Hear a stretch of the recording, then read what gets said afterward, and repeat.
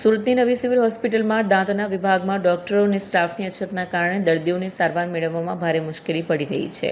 દાંતની ઓપીડીમાં અડધો સ્ટાફ રજા પર હોવાથી દર્દીઓની સારવારની પ્રક્રિયા ધીમી બની છે. ભરતભાઈ મિયાણી નામના 55 વર્ષીય વ્યક્તિ દાંતના દુખાવાની ફરિયાદ સાથે સારવાર માટે હોસ્પિટલ પહોંચ્યા.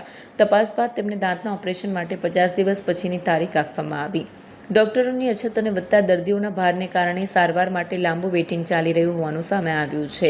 દર્દીઓ અને તેમના પરિવારજનોએ હોસ્પિટલમાં પૂરતા ડોક્ટરોની નિમણૂક કરવામાં આવે અને દર્દીઓને સમયસર સારવાર મળી રહે તેની માંગ ઉઠાવી છે. કતારગામ ઝોનમાંથી હું ભરતભાઈ મિયાણી કતારગામ ઝોનમાંથી દાંતની સારવાર માટે સુરત સિવિલમાં ગઈ 12 જૂને આવ્યો હતો. 12 જૂને તમામ રિપોર્ટ એક્સરે કર્યા પછી ડેન્ટલ વિભાગના સર્જન દ્વારા મને 24 જુલાઈ આપવામાં આવી એપોઇન્ટમેન્ટની. હું એપોઇન્ટમેન્ટ લઈને ઘરે જતો રહ્યો, પણ 24 જૂનના દિવસે દાંતની તકલીફ વધતા હું ફરી વખત સુરત સિવિલની મુલાકાત લઈને ડેન્ટલ વિભાગમાં ગયો. તો ડેન્ટલ વિભાગમાં ડોક્ટરો દ્વારા કહેવામાં એવું કામનો લોડ બહુ હોવાથી તમારી સારવાર આજ શક્ય નથી. તમને તારીખ એપોઇન્ટમેન્ટ આપી છે 24 જુલાઈની, તે દિવસે તમારી સારવાર થશે. આથી સુપરિન્ટેન્ડન્ટ પાસે હું પાછળ સુપરિન્ટેન્ડન્ટની ઓફિસે એની મુલાકાત કરતા એને ડેન્ટલ વિભાગના ઓફિસરને બોલાવી એને જાણ કરતા ખબર પડી કે ડેન્ટલ વિભાગમાં 50% જગ્યાઓ ખાલી છે.